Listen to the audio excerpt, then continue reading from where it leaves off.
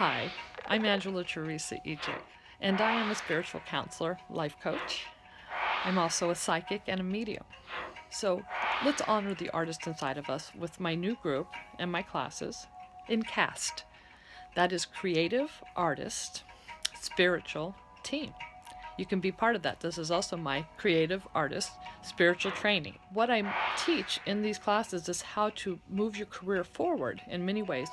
Everything from law of attraction and how it works to the spiritual gifts of working with angels. I have worked with Doreen Virtue, took a weekend workshop that I won with her in 2011 in Tempe, Arizona. And I've been reading, of course, studying through her book. I also have studied flow dreaming with Summer McStravick via online classes. Hi, my name's Russ, and as you can see, I'm a professional working person here, and you would think that a reading from Angela is not something that I would gravitate toward. Au contraire, she was very effortless. That's the thing I liked about her. There was no straining. There was no, I see. There was none of that. It's just, she has a gift. But right now, if you'd like a reading with me, I also do past life regressions. Non-hypnotic. It's just a relaxation technique. I can do all of this over the phone. I can do some of the readings in email if you're in another country. I can also do FaceTime, no matter where you are, as long as you speak English. I'm going to be teaching the classes in person in New York City where I live. Nevertheless, if you have an interest, you don't live here, I will be working on making videos to guide you. And you can call me about the prices and ask me any question you have about the classes, how they work. And this is also creating your career. Again, creative artist, spiritual training. You don't have to be an actor or a singer or a fine artist, but we all have an artist inside of us. My classes and my coaching will help. I coach privately if you'd like that. I read privately if you'd like that. So you just contact me. It just happens.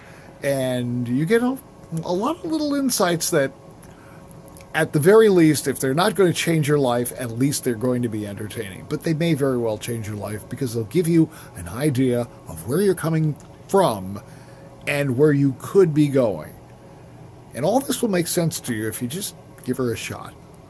Angela is good people too, and that's important. Take care of yourself. When I was very young, my mother would take me with her when she went on her Avon route, of all things. And I remember quite a few incidents where I would always hope there would be play with. I was probably about 9 or 10.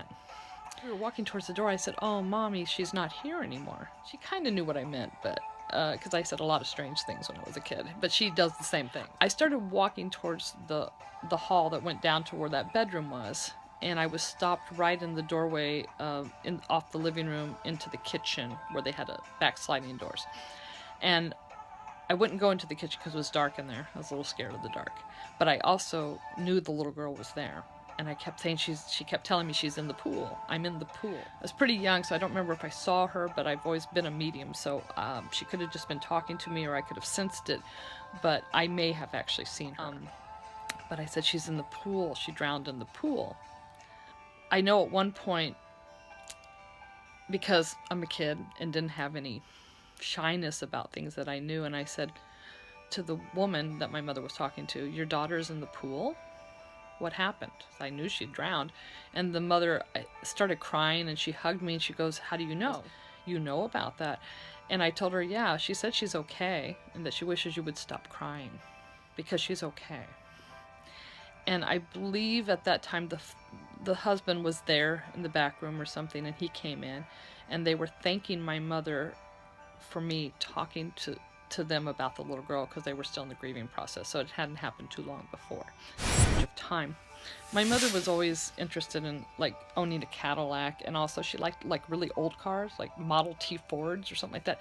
And she had heard from my uncle, I think it was, that there was somebody selling a Model T Ford from the 1930s, whenever they were made, and she wanted to go buy it because it was in perfect condition. But some junkyard had got a hold of it, so it used to belong to like a mayor or something. So we went out to see it, and I always like to go out antiquing with her, looking at how this junkyard, you know, a lot of crashed cars. And then we were walking with the guy who owned the place, And he led us into this like area in front of like the little building they had where they do their business and selling car parts or whatever they do. There was this beautiful Model T Ford, something like that, but kind of a big one that could hold, like, it looked like the limousine of the 30s. I guess it was. And he goes, do you want to try it and get in it? And we want to try it out. My mother goes, yeah. And so when she jumped in the driver's seat, I jumped in the passenger seat. The minute I jumped in, I said, we got to get out. And I made her get out of the car because I was so frantic. I was crying. I jumped out. You can't buy this car. You can't buy this car, Mom, because everybody dies. Everybody dies that gets this car. You got to get out. You got to get out. And I made her get out of the car because I was so frantic. I was crying. I jumped out as quick as I could, but I was trying to make her get out because I go, you can't even sit here very long because everybody dies in this car. And then the guy who owned the place and the car said, how does she know that? Talking to my mother. He wouldn't talk to me. He was terrified. He looked at me. He goes, how does she know that? He goes, we cleaned out the blood stains. I'm like, I know that because they were killed right here on the front seat, and they're still there. I mean, I knew everybody was killed in that car. And he told my mother, he goes, we don't tell anybody this, but this car, everybody who's ever owned it has died in it. And the first person who died in it was back in the 1930s, whatever. It was the mayor, whoever owned it, and he was shot to death.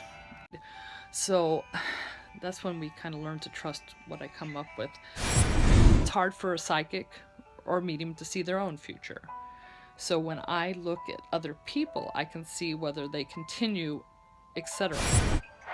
I would love for you to help me publish my book. It's called Tales of a Psychic Child.